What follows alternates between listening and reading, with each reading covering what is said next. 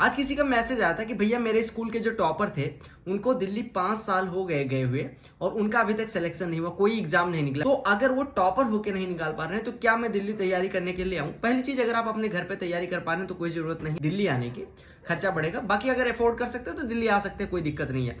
लेकिन जिनका नहीं हुआ, जो आपको डिमोटिवेट कर रहे हैं, जो आपके स्कूल के टॉपर थे, वो टॉपर रहे होंगे स्कूल में, यहाँ आने के बाद दिल्ली की चमक दमक में फंस गए। वो यहाँ दिल्ली में कोचिंग करने कम जाते हैं, बाहर घूमने ज्यादा जाते हैं, आंखें सेकने बहुत ज्यादा जाते हैं, आके चैट, क्योंकि फ्री वाईफाई मिला है, फ्री वाईफाई के बाद फ्री वीडियोस, तमाम सारे ब्लॉग्स, आपको ब्लॉग्स पे व्यूज भी दिख रहे होंगे।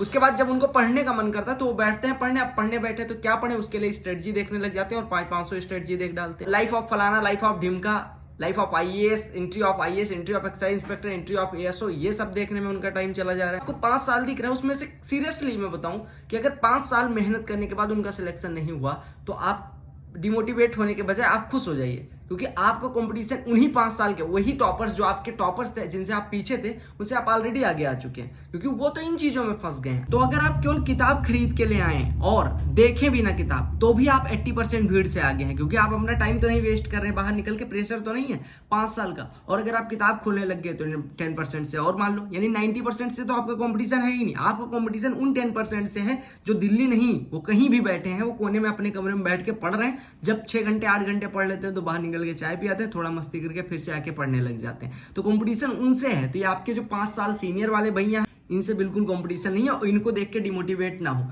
ये केवल आंखें सेकने आए थे, आंखें सेक के चले जाएंगे। पढ़ते रहें, बाकी चैनल पे अपने तमाम सारा कंटेंट अवेलेबल है, डू चेक इट आउट।